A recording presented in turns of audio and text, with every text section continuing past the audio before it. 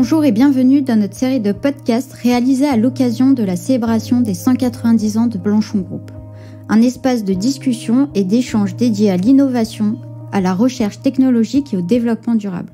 Aujourd'hui, nous accueillons nos 3 experts, Jacques Châtenay, directeur des opérations, Nicolas Blanc, directeur de la recherche et du développement pour le pro et le grand public, et Louis Reynaud, ancien directeur général, pour parler de l'innovation tout au long de l'histoire de Blanchon Group.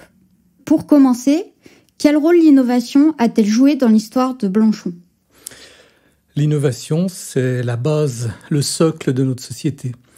Et la société Blanchon a eu des changements technologiques extrêmement importants. Elle a d'abord fabriqué des produits pour le cuir, ensuite des après-textiles, et des après-textiles des vernis parquets. Et maintenant, elle fabrique des vernis parquets, principalement, et des produits pour le bois d'une manière très forte. La constance de ces innovations, c'est que le sérieux et la qualité des produits fabriqués par la société Blanchon a toujours été reconnus. Depuis la fabrication des vernis parquets, dans les années, fin des années 70, début des années 80, la société s'est remarquablement distinguée avec des produits très innovants, très performants, et qui avaient toujours le même but, qui était de répondre à un besoin. Ce besoin exprimé par notre clientèle est de se faire des produits techniques de qualité, avec une cerise qui est la protection de l'homme, l'applicateur et de l'environnement. Donc ça s'est traduit par la volonté d'avoir des produits qui soient en effet respectueux de l'environnement et de l'applicateur, donc avec des produits qui sont passés dès que possible sur des applications en phase aqueuse, en s'affranchissant au maximum des solvants. Il y a eu notamment la volonté de lancer un laboratoire d'analyse de qualité de l'air qui a permis d'identifier les principaux polluants qui pouvaient s'évaporer au cours de l'application des produits et de prendre en compte la qualité de l'air et la santé des utilisateurs au niveau de la conception des produits et de leur composition. Donc le fait d'avoir intégré ce type de laboratoire en interne a permis de considérer la qualité de l'air et la santé de l'utilisateur dès la conception du produit. Le respect de l'homme et de l'environnement, c'est pas ce qui fait acheter nos produits. Ce qui fait acheter nos produits, c'est la qualité. La qualité des produits, le fait qu'ils répondent à des demandes. Donc historiquement, nous avons fait des produits qui étaient très novateurs. Dans un premier temps, nous fabriquions des vitrificateurs qui respectaient les normes.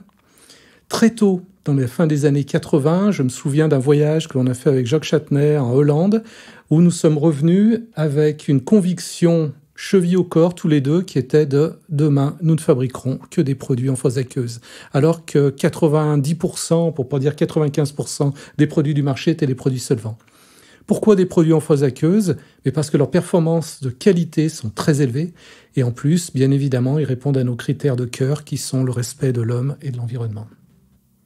C'est vrai que cette histoire a commencé dans les années 87-88 avec ce fameux voyage en Hollande pour voir des fournisseurs de matières premières. Et c'était un peu le début de l'histoire. C'était le premier vitrificateur parquet phase aqueuse de Blanchon, initialement formulé pour le marché allemand, qui était déjà très en avance sur ses produits écologiques, environnementaux. Donc ça a été le début de l'histoire. De ce vernis parquet, ça s'est étendu progressivement sur les autres produits de la gamme, les lasures, les vernis, les teintes, et tout ça très très en avance de phase. Le marché n'était pas encore prêt, n'avait pas du tout encore basculé sur la phase aqueuse. Donc on était vraiment des pionniers sur cette partie de lancement des produits phase aqueuse. Et de là, ça a entraîné beaucoup de choses pour la société en termes d'évolution, non seulement au niveau des produits, mais au niveau des sites de production, parce qu'il a fallu créer un site de production spécialement dédié à cette fabrication de produits phase aqueuse. Et à l'époque, c'était réellement un challenge, créer un site de fabrication 100% dédié à la phase aqueuse, alors que ces produits-là représentaient quelques quelques pourcents du chiffre d'affaires. C'était vraiment une vraie vision, une vraie avancée vers l'avenir. Quelques années plus tard, quelques dizaines d'années plus tard, la législation a rattrapé notre mouvement. Ça a été en 2007-2010 avec les directives sur les teneurs en solvants des produits, sur les émissions de solvants des produits. Et là, nous, on était déjà très, très en avance. Et puis, au-delà de ça, au-delà de la production, ça a été aussi la logistique pour traiter la livraison de ces produits-là dans toute l'Europe. Et ça a été aussi la création d'un centre logistique totalement dédié à ces produits-là et aux autres produits de la gamme pour le marché européen. Donc voilà, c'est une histoire qui est tellement transformante pour Blanchon. C'est un peu un rêve. On a un peu vécu un rêve depuis ces 30 dernières années avec le développement des produits à l'eau. Et aujourd'hui, on est en train de partir sur le rêve suivant qui est en train de commencer. Ça a été un rêve, mais surtout une passion partagée. J'ai eu beaucoup de chance de diriger une entreprise avec des collaborateurs très motivés qui partageaient complètement nos valeurs. Ça, c'est un point très fort. Parce que non content de fabriquer des produits techniques, c'était notre volonté, des produits dans lesquels on ne faisait aucune concession technique. Il est compliqué en même temps de rajouter à notre volonté de fabriquer des produits qui sont proches de l'utilisateur et qui ne créent pas d'ennui vis-à-vis de l'environnement. Tous ces éléments étaient très forts. Ça s'est fait un peu contre nos clients qui ne voulaient pas de ce type de produit. Donc on leur vendait des produits qui respectaient l'environnement sans qu'ils le sachent. Pour une volonté grand public, on a doublé en 90 notre gamme solvant avec une gamme qui n'existe plus aujourd'hui, qui s'appelle la gamme Aquaréthane, parce que maintenant on n'a que des produits à l'eau, dans lequel nous avions mis sur le marché une deuxième gamme parallèle. Nous avions une gamme de produits solvants, vernis, lasure, vitrificateur, et en parallèle une gamme Aquaréthane avec les mêmes produits en phase aqueuse. Et très vite, les bénéfices du phase aqueuse ont pris le pas. Non pas que les produits n'avaient pas d'odeur, ce qui est quand même un bénéfice important à l'intérieur, mais surtout, ils sèchent très vite. Ils ont des performances supérieures. Et très vite, on a eu des produits qui ont eu un franc succès, alors que leur objectif premier pour nous était de montrer qu'on avait une volonté de produits technologiques très en avance et qu'ils étaient les produits de demain. Et nos clients se sont tout de suite associés à ces produits, qui sont devenus notre succès d'aujourd'hui.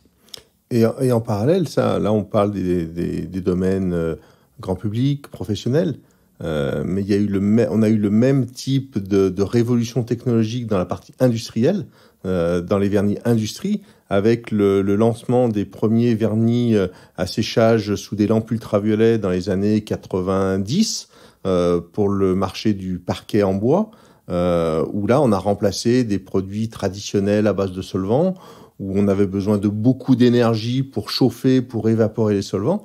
On est passé avec des technologies complètement économes en énergie, où on n'avait plus de solvants dans les produits, donc plus d'émissions, des produits qui, en parallèle de la phase aqueuse, qui eux aussi, par leur technologie, apportaient des vraies solutions environnementales pour les industriels. Et ça a été le début de l'industrie pour Blanchon dans ce domaine du revêtement de sol, avec des innovations qui ont été majeures, des innovations qui ont été brevetées, avec des technologies qui permettaient d'atteindre des niveaux de performance jamais atteints dans le revêtement de sol souple, par exemple. C'était une grosse révolution. L'industrie, les industriels étaient obligés de changer complètement leur chaîne d'application. C'était une très grosse révolution.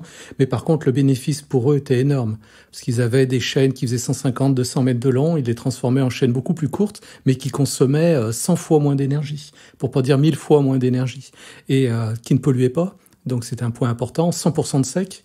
Les produits coûtaient 4 fois plus cher, mais étaient beaucoup plus économiques. C'est quand même paradoxal. Montrer que le coût et l'approche économique ne sont pas toujours corrélés. Donc maintenant, les nouveaux challenges qui sont face à nous, c'est de continuer sur ce modèle et d'avoir de produits phase aqueuse qui soient maintenant phase aqueuse et à base de matières premières biosourcées. Là encore, sans compromis sur les performances et sans compromis sur les qualités finales du produit pour l'utilisateur. Donc c'est un mouvement qui s'est enclenché avec les produits de la gamme Nature Protect. Donc on a été novateur en 2008 avec les premiers produits biosourcés qui ont été proposés comme alternative à nos produits phase aqueuse traditionnels. Donc cette première gamme nous a servi de rampe de lancement pour appréhender les principaux défis qu'on allait avoir en termes de commercialisation et de fabrication et de conception sur ces produits-là. Et maintenant, on a des gammes de produits qui sont matures, qui sont abouties, qui nous permettent de proposer de vraies alternatives biosourcées à des produits à base de pétrole. Je crois que ce qu'il faut rappeler à ce moment-là, c'est biosourcé. C'est vrai que c'est un mot qui, pour l'instant, n'est pas complètement compris par tout le monde. Biosourcé, ça veut dire que ce sont des produits où on sort de la chimie du pétrole pour aller vers une chimie du végétal, une chimie des produits, de la réutilisation de produits issus de déchets. Donc c'est vraiment une chimie alternative à la chimie du pétrole. Donc aujourd'hui, on est exactement à la même étape qu'il y a 30 ans, au démarrage des produits phase aqueuse, où la chimie de la phase aqueuse commençait. On était au début, il y avait quelques acteurs qui étaient actifs, et aujourd'hui on est exactement à la même étape sur la chimie du biosourcé. On voit que la machine est en train de se lancer. Tous les acteurs se mettent à travailler sur la chimie du biosourcé, justement pour sortir de cette chimie du pétrole et aller vers une chimie qui soit plus renouvelable et plus verte dans son ensemble. Selon vous, quelles ont été les innovations les plus marquantes pour le secteur ? En complément de la gamme de produits phase aqueuse que nous proposions en alternative aux produits à base de solvants, nous avons voulu aller plus loin dans notre démarche pour prouver l'impact environnemental beaucoup moindre sur l'environnement de nos produits phase aqueuse. C'était d'investir dans une analyse, dans la possibilité d'analyser nous-mêmes en interne l'impact de nos produits par la possibilité de rédiger des fiches de données environnementales et sanitaires qui nous ont permis dès 2004 de donner ce type de documents aux prescripteurs, qui ont permis d'utiliser ce produit sur des chantiers dits HQE, haute qualité environnementale. C'est une démarche qui permet d'analyser l'impact du produit depuis sa conception, sa fabrication, son transport, son utilisation et sa fin de vie.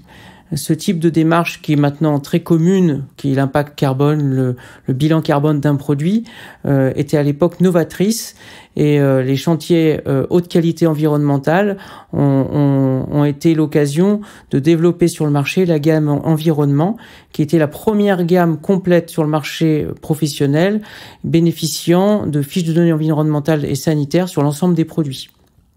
On peut revenir sur le marché du grand public. Et c'est vrai qu'il y a quelques années, quand vous aviez une cuisine, que vous en aviez un peu assez de votre décoration, de vos meubles de cuisine, qu'est-ce que vous faisiez ? Vous démontiez votre cuisine, vous l'emmeniez à la déchetterie et vous remettiez une nouvelle cuisine. Une des innovations de Blanchon à l'époque, sous la marque Saint-Hilaire, ça a été de mettre à disposition du consommateur des produits qui permettaient de rénover leur cuisine, de changer l'aspect. Et là, on est dans du développement durable par augmentation de la durée de vie de l'objet, du volet, d'une cuisine. Et c'est un autre point du développement durable. C'est oui, il faut que les produits en eux-mêmes aient le profil le plus neutre possible vis-à-vis de l'environnement. Mais à partir du moment où ces produits-là peuvent aussi apporter de la durée de vie supplémentaire au support, c'est gagnant-gagnant, parce qu'on va réduire le nombre de rénovations, donc l'utilisation de produits. Et ça, c'est du vrai développement durable qui est non seulement par le produit, mais aussi par la durée de vie de l'ensemble. Et nous étions les premiers à proposer une solution 100% phase aqueuse, monocomposant, donc très simple d'utilisateur pour le client final, qui n'avait pas besoin de doser un durcisseur dans un produit avant d'appliquer son produit. De la même manière, ça évite la création de déchets inutiles, puisque quand vous utilisez des produits bicomposants, vous devez mélanger un deuxième composant et la durée de vie du mélange est très faible. Donc bien souvent, les utilisateurs parfois ont des difficultés à réaliser les dosages dans les bonnes proportions, et le mélange est fait en trop grande quantité et doit être jeté, n'est pas utilisable pour la couche suivante. Ce sont des produits qui sont simples d'emploi parce qu'ils sont monocomposants et qui respectent l'environnement, parce que nous avons des émissions, comme nous l'avons dit tout à l'heure, qui sont mesurées. Nous avons des émissions dans l'air qui sont extrêmement modestes. Donc ce sont des produits qui remplissent l'intégralité des qualités de notre profession de foi. Sur les produits phase aqueuse, de manière générale, on s'impose un certain nombre de contraintes supplémentaires par rapport à ce qui peut être fait. Donc au niveau de la réglementation, chaque produit doit bénéficier d'un étiquetage sanitaire, donc A+, A, B, C. Donc de manière générale, pour tous nos produits, on s'impose d'être A+, ou A, ce qui, en termes de conception des produits, nous impose de prendre en compte l'ensemble des émissions qui vont être faites au cours du séchage, et on s'interdit d'utiliser certaines matières premières qui nécessiteraient l'usage de taux importants de solvants, y compris dans un produit phase aqueuse. Donc nous comprenons bien que l'innovation est dans l'ADN de Blanchon. Et qu'en est-il au-delà du produit ? Lors de notre développement, il était très important de penser service client. Qui dit service client dit des clients qui vont être livrés en temps et heure avec un très bon taux de service et une rapidité de livraison, où que ce soit en Europe, extrêmement importante. Et ça a été l'histoire du lancement de notre centre logistique sur notre site de Belmont-Tramonnais en 2006. Un centre logistique très très automatisé, très en avance sur son temps à l'époque, qui a permis de livrer le consommateur, le client, le professionnel de l'industrie à l'unité. C'est-à-dire que le client aujourd'hui peut commander chacun de ses produits en boîte individuelle, sans suremballage, avec le minimum de suremballage pour l'expédition. Ça, c'est un point important. Ça, on rejoint à nouveau l'environnement, c'est envoyer des commandes avec le minimum possible de carton, de plastique autour des produits. Ça, c'est vraiment important. Une réflexion au niveau du flux camion. Comment optimiser notre flux camion. Il y a des choix stratégiques qui ont été faits pour permettre de mettre plus de palettes dans les camions en utilisant des camions à double niveau, un peu comme les bus anglais, où on a pu mettre 2 niveaux de palettes dans les camions pour optimiser le transport. Ça, c'est des points qui rejoignent l'environnement. Et puis, à côté de ça, ce centre logistique nous a apporté une traçabilité totale. C'est-à-dire qu'aujourd'hui, on sait suivre le produit depuis sa naissance dans l'usine de production avec ses matières premières jusqu'au client final. Et on sait exactement la matière première, dans quel produit elle a été utilisée, chez quel client elle a été distribuée, jusqu'au client final. Vous ou moi qui allez utiliser le produit, on peut avoir cette traçabilité complète et pouvoir tracer nos matières premières et en retrouver l'origine. Et aujourd'hui, au-delà de cette logistique-là, nous on remonte sur l'étage supérieur, c'est-à-dire qu'aujourd'hui on est dans une réflexion pour apporter la traçabilité de nos produits sur les matières premières et être capable de dire au consommateur, eh bien, le vernis que vous utilisez, les matières premières qu'il contient, l'emballage qu'il contient, ils ont été fabriqués dans telle région, dans telles usines, à tant de kilomètres du site de production, pour apporter cette information, cette transparence sur le produit. Et ça, c'est l'étape que l'on est en train de construire sur cette grande chaîne logistique autour du produit. Un des points principaux pour Blanchon, c'est de devenir une société internationale. Sans ce que nous venons de définir, la société n'aurait jamais pu vendre à l'export. Vendre des produits qui polluent, vendre des produits qui ne respectent pas l'homme, vendre des produits dont les qualités sont médiocres, ça n'est même pas la peine de se présenter à l'export. Et je crois que ça a été un des sujets qui s'est fait naturellement pour nous. Grâce à notre approche environnementale, nous étions demandés à l'export. Quand même, c'est quelque chose d'important pour une société française, demander à l'export. Et aujourd'hui, évidemment, notre terrain de jeu, c'est plus uniquement le territoire français, c'est à minima le territoire européen. Aujourd'hui, c'est notre terrain de jeu, notre marché actuel. Mais sur ce marché-là, ça va bien au-delà du produit. Aujourd'hui, il y a un tas de sujets qui viennent enrichir notre développement. On parle d'économie circulaire. Comment réutiliser le produit en fin de vie, comment l'utiliser différemment, que ce soit au niveau du produit liquide, au niveau de l'emballage, du reste d'emballage que le consommateur va garder. Qu'est-ce que l'on va mettre autour de tout ça? Comment on va pouvoir organiser cette partie-là? Nous sommes dans un monde fini et l'ensemble des ressources n'est pas infini. Donc si on veut continuer à pouvoir produire et à pouvoir proposer des produits à nos clients, il faut qu'on arrive à avoir un cercle vertueux au niveau de nos matières premières en réutilisant un maximum de choses pour pas épuiser les ressources. Et c'est aussi un des principaux challenges au niveau des produits biosourcés, c'est-à-dire éviter la compétition entre fabriquer des objets, fabriquer des produits et nourrir la population. C'est-à-dire que l'utilisation de matières premières végétales peut entrer en compétition avec la nourriture. Et donc, il faut identifier des matières premières qui sont justement issues d'économie circulaire, issues de déchets, qui permettent à la fois d'avoir des produits biosourcés, issus de matières premières renouvelables et qui rentrent dans un principe d'économie circulaire de recyclage. Et ça, ce sont les principaux défis pour le laboratoire pour l'avenir. Et ça fait partie intégrante de notre stratégie d'éco-conception de nos futurs produits. Un grand merci à tous les trois de nous avoir rejoints aujourd'hui et de nous avoir éclairés sur ces sujets passionnants. À très vite pour un nouveau podcast. toujours consacré à l'innovation pour vous en révéler d'autres facettes. Parce que l'innovation est dans notre nature.